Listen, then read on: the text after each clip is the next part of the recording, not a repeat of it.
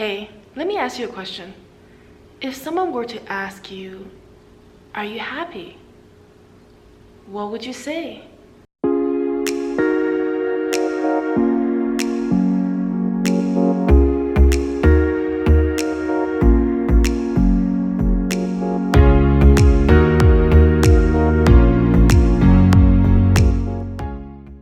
What's up, dreamer? This is Irene, and welcome to Mind Alley. Now, here's something you should know about me, is that I personally like when people get straight to the point. So, without further ado, here we go. 3 simple truths about happiness.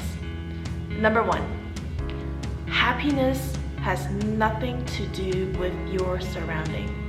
Let me say it again. Happiness has nothing to do with your surrounding. I know how it feels to get upset over someone else's behavior. I know how it feels to get frustrated sitting in the traffic and when you're trying to go somewhere. I know how it feels to be annoyed if the weather is not going according to your plan. I get it. But just like any other emotions, if they're influenced by external factors, they are not real. Think of it this way. Let's imagine you got yourself a new toy, a new car, a new house, or whatever it is that you want to get. How long did your happiness last? I'm gonna take a guess. If you're someone who's super grateful for life, 1 to 3 months. What does that mean? It means anything that comes from the outside that influences your emotions is not real, is not permanent. The external factor has nothing to do with your emotion. If you want to feel happy, it comes from within. And now, you probably heard this concept so many times from who knows where. But the question is, do you get it? Are you implementing it? Number 2, the opposite of happiness is not sadness, it's numbness. Have you seen those married couples who live like roommates, but for some reason they're just not getting a divorce? Or have you seen this employee going to their work day in, day out and say they're gonna quit, but 5 years later, they're still there? That's numbness. When a person puts themselves in an undesirable situation for too long and they don't do anything about it, their happiness disappears and replaced by numbness. And being numb is not living.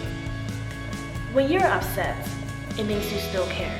And when you care, that means you have a higher chance to do something about it before it gets worse, before you get numbed. So here's my advice for those of you who are in that situation or is about to get to that stage where you're not living anymore. Get the out of it. Now, you're gonna have a lot of reasons why you cannot get the F out of there. I have one thing to say to you. If you never made a decision to get out or to leave, those reasons are only going to expand to bigger and more reasons. And you're gonna be trapped deeper and deeper in that hole you're in right now. Number 3, happiness is an ability. It's trainable like muscle. Here's something you can practice. When you're in an undesirable situation, challenge yourself. Look at the situation, look at the problem in a different way. I'll use myself as an example. When I was younger, pouring rain used to bother me like you cannot imagine. When it's raining cats and dogs, I feel upset, I feel frustrated, I feel angry, even if I'm just sitting in the car looking out. And then one day I thought, no, I'm gonna enjoy this weather. I started to look at the good things that comes with rain. The sound of the rain is calming. The rain brings the temperature down in summertime and I don't have to water the garden. All that good stuff. Eventually, I started to really enjoy rainy weather. I genuinely feel happy when the clouds start to drip water. Now, how does knowing these help me? I have learned to reflect when an undesirable external circumstances occur. I used to blame others, but I have now learned to stop, reflect, understand, and dissolve.